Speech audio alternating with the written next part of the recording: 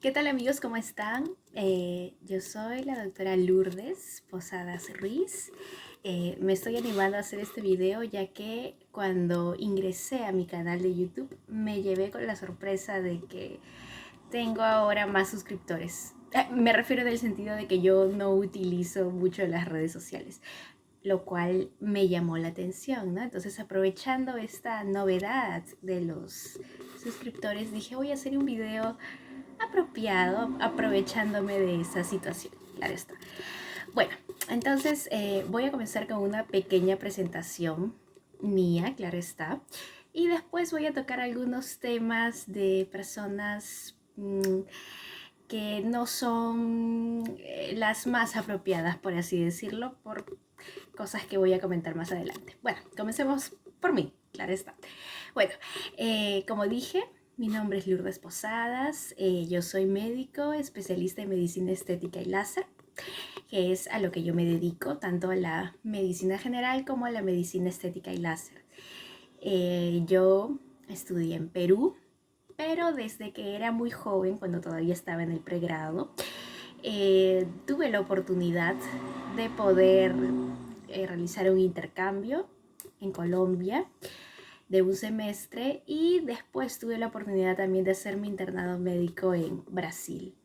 Entonces, bueno, ya desde muy joven tenía esas oportunidades de poder estudiar, trabajar en otros países y al mismo tiempo también de poder realizar investigaciones y la importancia también pues de aprender ciertos idiomas que al fin y al cabo te iban a servir para más adelante, ¿no? Bueno, y también pues por el hecho de que desde esas épocas, obviamente que el rendimiento académico siempre era importante, pero eso va a la par de uno, ¿no? Es decir, si tú eres una persona que te gusta lo que haces, a lo que te dedicas, pues te va a ir bien de alguna manera, ¿no? Entonces, gracias a Dios, digamos, eh, estaba pues en 10º superior en mi facultad. Eh, Incluso pues nosotros para graduarnos necesitábamos una tesis y la cual es, obviamente cada uno de nosotros en mi promoción nos esforzamos bastante para eso y eso rindió frutos porque también pues mi tesis fue muy buena, tuvo una muy buena calificación. Bueno, contar también de que muy a pesar de que yo tenía las oportunidades de poder realizar pues mis posgrados, continuar con mis capacitaciones en el extranjero, sí o sí de igual manera he realizado mis serums, lo cual obviamente te permite poder trabajar para el Estado, ¿no? Es decir, porque hay algo que siempre se debe tener en cuenta y es el hecho de que una persona, y lo digo yo como un consejo en general, para las personas que me estén viendo, de que siempre es bueno apuntar a más de un solo lugar, ¿no? Es decir, no encajarte en algo solamente porque es mejor vivir con la mente abierta, por así decirlo, ¿no? Entonces, ¿qué mejor manera de perfeccionar lo que es la atención primaria en salud, la salud pública, con un serums, el primer nivel de atención, y que de por sí eso te va a servir siempre porque, como lo estoy mencionando, una persona debe siempre capacitarse, tener experiencia también laboral en varios lugares, si es que se te da la oportunidad, claro está, ¿no? Bueno, como lo seguía comentando. Entonces, tuve la oportunidad de realizar pues estos posgrados en el extranjero y desde que yo estaba terminando el pregrado, tuve la oportunidad de poder ingresar a la residencia médica en Brasil y eso fue algo muy bueno en el sentido de que te permitía como que ese enganche, por así decirlo, ¿no? Es decir, de que tú estés terminando tu pregrado y puedas tener eso, ¿no? Entonces el hecho de la medicina estética y láser nace, digamos, producto de haberte dado cuenta de que esa era la especialidad que más te gustaba, ¿no? Porque en mi caso yo sabía que quería ser médico desde muy pequeña por reality shows que yo veía, pero la especialidad fue algo que fue cambiando con el transcurso de los años, ¿no? Entonces, incluso de los años durante el cual se daba el pregrado, claro está, ¿no? Entonces, escogí lo que más me gustaba. El destino también como que me llevó a eso. Y al mismo tiempo también soy auditora médica. Entonces, lo cual también surgió cuando yo ya empecé a trabajar, bueno, cuando estaba haciendo mis serums, pero sobre todo cuando ya trabajaba para el Estado. Porque esa fue también otra gran oportunidad mía, que ni bien yo terminé el serums, gracias a Dios ya tenía mi trabajo para el Estado, muy aparte de la medicina estética y láser, que se desenvuelve mejor en la parte privada, claro está, ¿no? En las clínicas o en un consultorio. Entonces, es así como estando en la atención primaria de salud, surgió también este ámbito de la calidad de atención, la auditoría médica, y también pues me registré como auditora médica. Entonces, eso ha sido también parte muy importante de mi formación, muy a la par de otros diplomados, cursos, capacitaciones que he hecho, ¿no? Luego de eso surgió también la oportunidad para España, porque en España, en Madrid, he podido colegiarme y también tengo una maestría en dermatología clínica. Y al mismo tiempo tengo un fellowship de medicina estética en Barcelona. Entonces surgió también el camino por ahí, por España, la acreditación internacional de la WIME de Argentina, que está donde, bueno, se desarrolla la diplomatura universitaria en medicina estética y que está anexada, como digo, a la Unión Internacional de Medicina Estética, cuya sede está en Francia. Entonces, así a la par también salió lo que era el máster de medicina estética, que se desarrollaba en ese convenio entre Argentina y Bélgica, y también el posgrado de medicina estética facial en Francia, en Niza. Entonces, de alguna manera esos caminos como que estaban conectados, porque pues la medicina estética es un boom, hablando en Europa, digamos, en España, Francia y Bélgica. Entonces, qué mejor manera de poder continuar especializándote por esos lugares, ¿no? Claro está que si hablamos pues de América del Sur, Brasil, Argentina, son también unos capos, Colombia, Estados Unidos, obviamente, claro que sí. Lo que sucede es que la currícula de Estados Unidos es un poco diferente a la currícula, en medicina me refiero, de la currícula latinoamericana y europea, porque generalmente en la europea y latinoamericana tú recibes primero tu diploma de médico cirujano, por así decirlo, y después tú ya decides en qué te gustaría especializarte. En Estados Unidos todo es directo, es decir, te gradúas como médico especialista en tal rama. Entonces, como es disgregado, incluso para las homologaciones con validaciones es un trámite un poco diferente, tienes que pasar por más etapas porque es obviamente una currícula diferente. De que se puede, sí, pero si es que tú aspiras a quedarte ahí, ¿no? Bastante tiempo, ¿no? Por no decir que ya te quedas a vivir para siempre ahí. Bueno, tocaba con eso los temas de los lugares donde la medicina estética es muy buena, y claro está también que la medicina estética es muy buena en la zona de Corea del Sur. Pero claro está, ¿no? De que siendo peruana yo, ¿no? O sea, ¿de qué me serviría ir hasta Corea del Sur para una capacitación si es que no estoy pasando primero por los lugares donde tengo obviamente la homologación del título, donde están los colegios médicos acreditados y donde bueno, la currícula es parecida a la latinoamericana y donde es el boom de la medicina estética, ¿no? Eso no quita que más adelante se pueda realizar también cursos, o sea, ya no serían los posgrados tipo pues los master, fellowship, ¿no? Las especializaciones, quizás podrían ser cursos, que de esos hay muchos, cursos de hilos tensores, porque en Corea del Sur son muy buenos, pero obviamente esa ya es otra etapa de mi vida, ¿no? Es decir, yo pienso que no hay que hacer las cosas de porrazo, a la volada, tienes que hacerlas bien, no solamente ir a Corea del Sur por la capacitación, me refiero, y decir, ay, ya mira, sí tengo el curso de hilos ahí, pero al final en la práctica como que no se nota mucho, ¿no? Me refiero tomando en cuenta de que sí, ahorita en la actualidad, digamos, en este momento, yo me encuentro en Europa, pues qué mejor que seguir trabajando ahí y seguir perfeccionándome ahí, ¿no? Cabe también destacar que uno de los mejores congresos internacionales de medicina estética queda en Mónaco. Entonces, si estás en Europa, pues el de Mónaco es como que, entre comillas, obligatorio, ¿no? Claro está. Bueno, eso era lo que yo quería comentar en líneas generales de los lugares donde la medicina estética y láser es muy buena. Ahora ya que conocen en líneas generales, porque también pueden buscar mi nombre en Google y ahí salen muchas de las certificaciones, los diplomas y qué es, bueno, el rubro donde yo trabajo, a lo que me dedico, a lo que estudio, ¿no? Entre comillas. Bueno, eso es por un lado. Y contando también de ciertas personas, porque así como hay un lado bueno de la vida de personas que se enfocan, y hablo de mí, me incluyo, que se enfocan solamente en uno mismo, personas que no se entrometen en la vida de otros.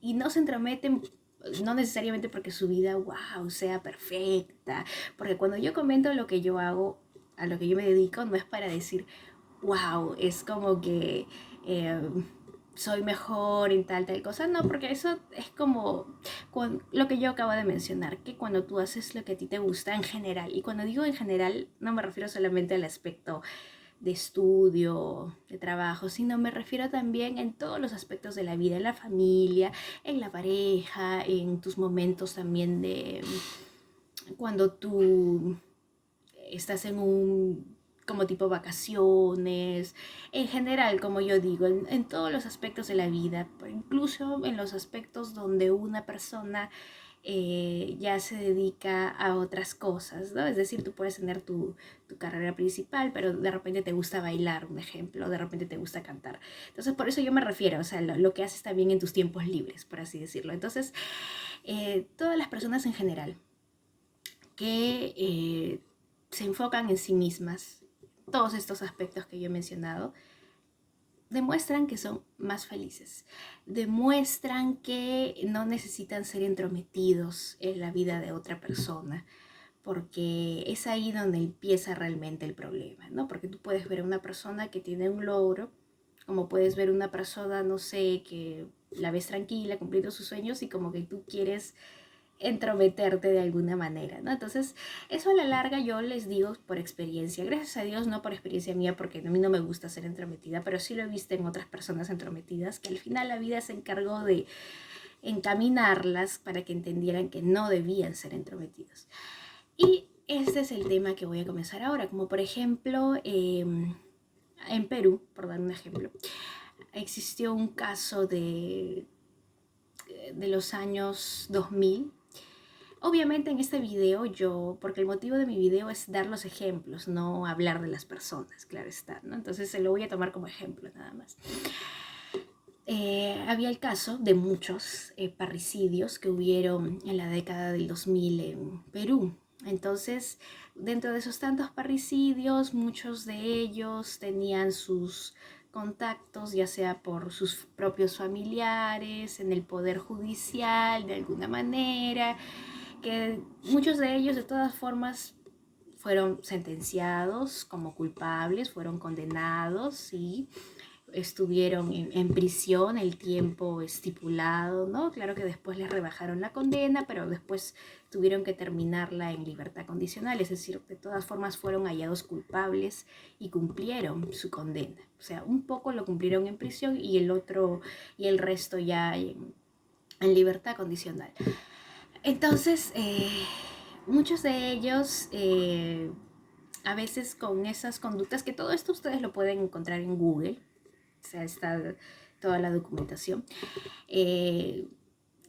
digamos con ciertas conductas de que a veces no cumplían con lo estipulado de la libertad condicional, y bueno, y ahí surge pues ese detalle de que muchas de estas personas querían o quieren, me imagino, continuar con su vida normal, pero lastimosamente tienen eso en su pasado. Entonces, cuando digo que tienen eso en su pasado, me refiero a que repercute de alguna manera, porque por algo los hallaron culpables, ¿no? Entonces, al tener esos antecedentes penales, si bien es cierto, y eso lo han comentado también ya varios youtubers, es decir, ellos pueden estudiar, o sea, pueden estudiar ya sea en Perú o en el extranjero quizás, pero en lo que es el tema de visas, residencias, o el tema de trabajos, no como independientes, sino trabajos ya sea en la parte privada o del Estado para una institución, o ya sea el hecho de sacar un propio, por dar un ejemplo de tantos, un propio estudio de abogados a su nombre, un ejemplo. lastimosamente siempre piden los antecedentes penales. Entonces, y muy a la par también que las empresas en general, de cualquier índole, por si acaso, siempre buscan en Google a la persona y siempre piden los antecedentes penales.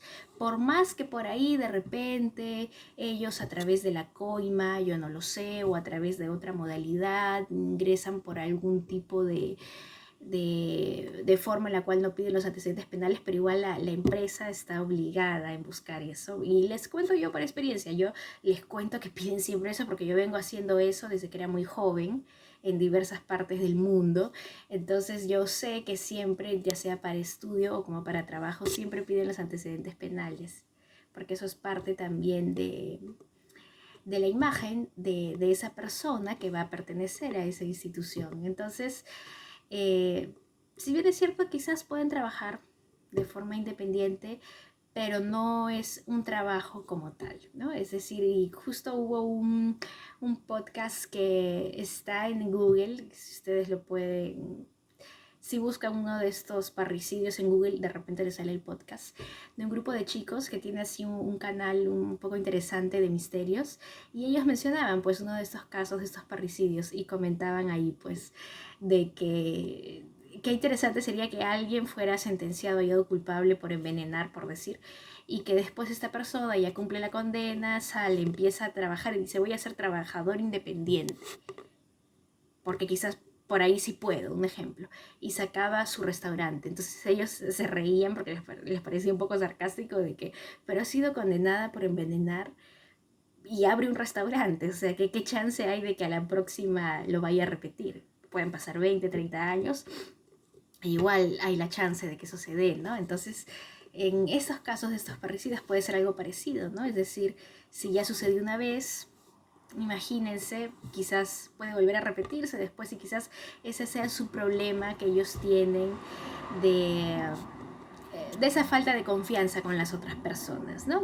Eso lastimosamente, como digo, esos antecedentes siguen ahí y son del pasado, pero persisten obviamente hasta la actualidad, ¿no? Entonces,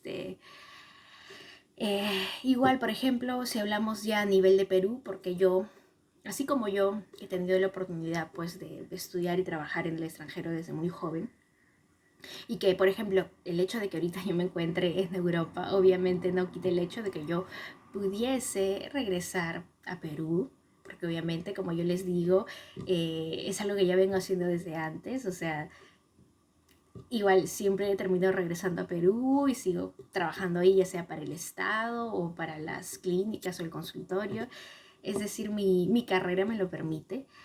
Y a la par, bueno, si yo deseo me puedo quedar también un tiempo, como yo dije, en Europa para seguir perfeccionando la parte de la medicina estética y láser que es muy buena, es muy buena. Entonces, como les digo, esto es algo de lo cual yo tengo ya bastante experiencia y, o sea, siempre me van a ver así por diversas partes del mundo gracias a las capacitaciones que tengo.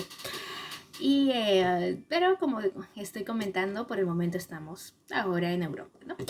Bueno, entonces, como les seguía comentando, en el caso de estos parricidas, ¿no? De estos casos que tienen los antecedentes penales, incluso, o sea, esos antecedentes penales no solamente les pesan, digamos, para el extranjero, sino también para el Perú. Y por eso yo les estaba comentando que yo, así como yo, que ya he realizado todas esas capacitaciones en el extranjero, los trabajos en el extranjero desde muy joven, así como yo, hay varias personas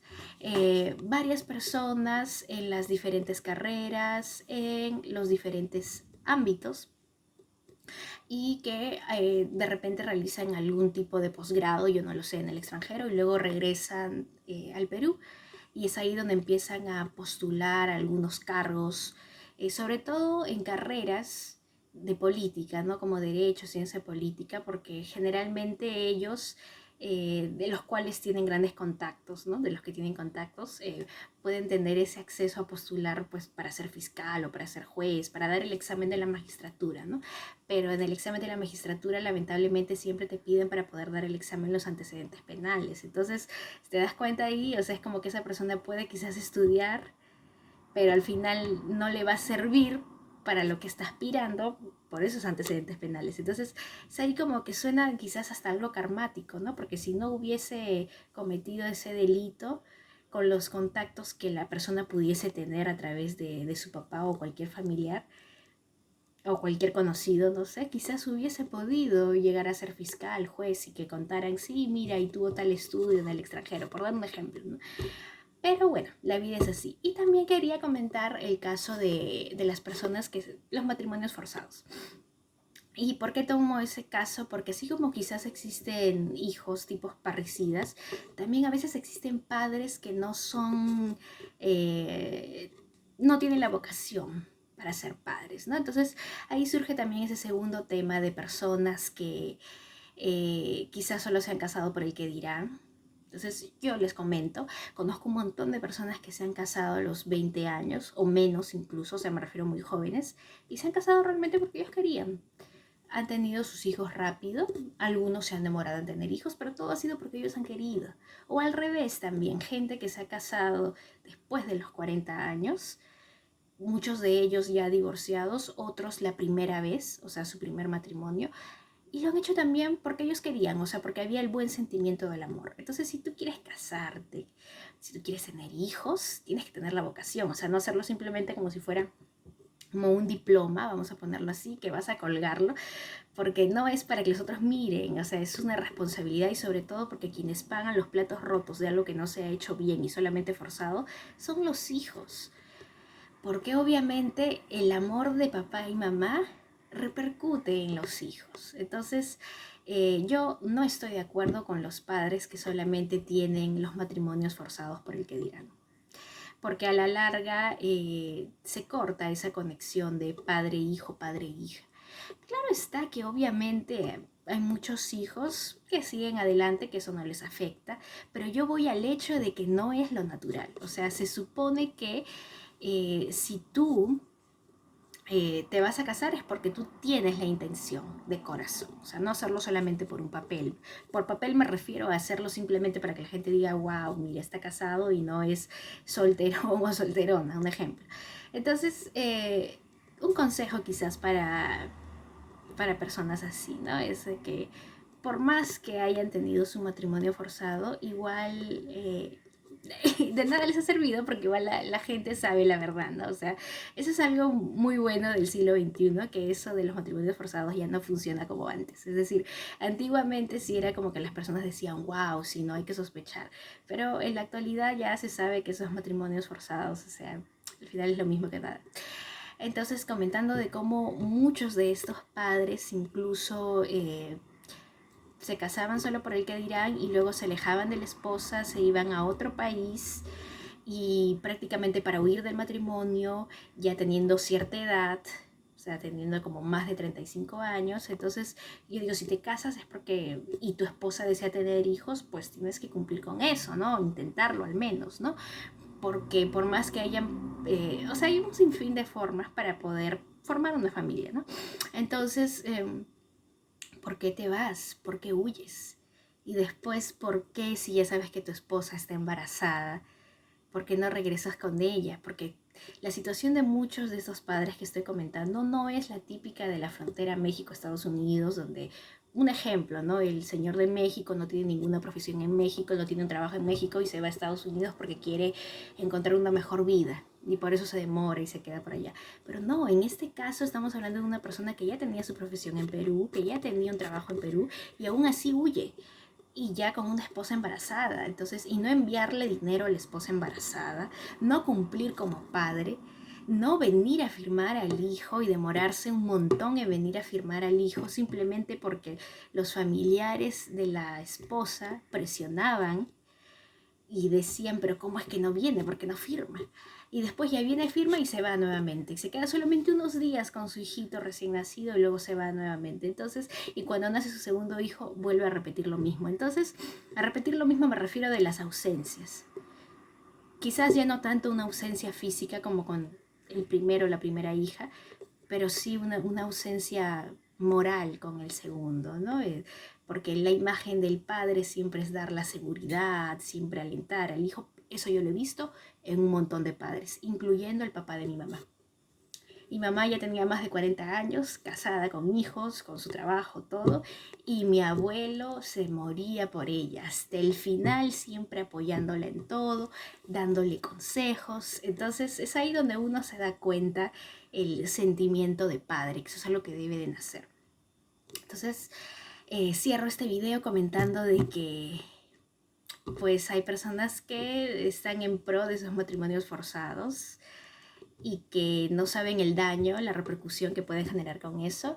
Y claro está que gracias a Dios hay muchos hijos que igual salen adelante, son exitosos, son felices, pero yo voy al hecho de la mala intención, porque siempre la intención es lo que cuenta. Entonces digo, tener esa mala intención, tener esa mala actitud.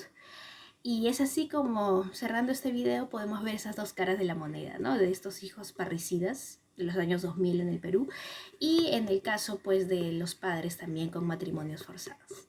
Y es así como les dejo, y bueno, eso sería todo.